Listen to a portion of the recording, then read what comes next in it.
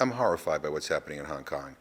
Peaceful protesters are being met with violence by Hong Kong security forces. It's outrageous, and it needs to stop.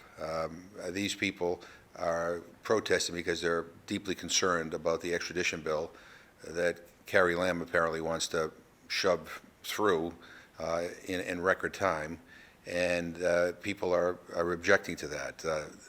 People have the right to do that in countries that respect freedom and democracy. And what she should do is what we've been urging her to do for a long, long time, and that is withdraw the extradition bill, sit down with the lawyers in the Hong Kong Bar Association, the people of Hong Kong, and work out a better arrangement. But this bill in its current form is obviously unacceptable, and it's unacceptable to the people of Hong Kong. I mean, it seems like every segment of Hong Kong society is against it. I mean, students, teachers, lawyers, the business community, all, have deep concerns over this bill that is moving forward. So, and 1 million people took to the streets.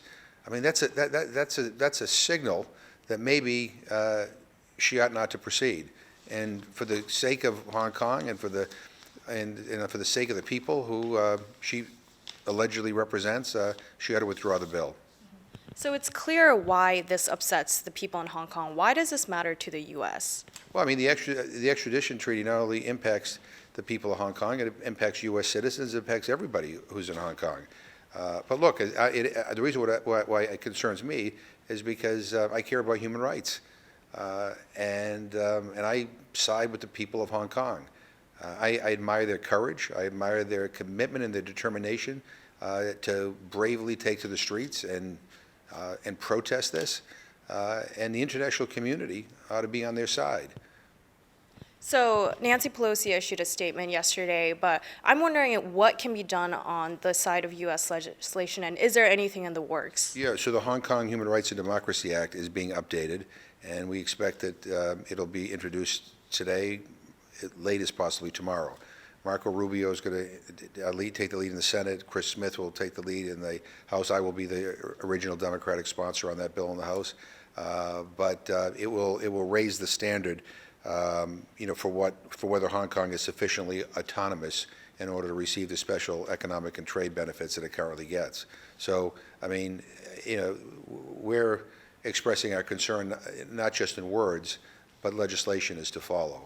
Again, we have met with countless citizens from Hong Kong who have been through this office. We've been emailed, and we've talked to people on the telephone, with business leaders and lawyers and activists, you name it. We have been in touch with them, they have told us that they want us and the international community to make sure that what is happening in Hong Kong doesn't go unnoticed.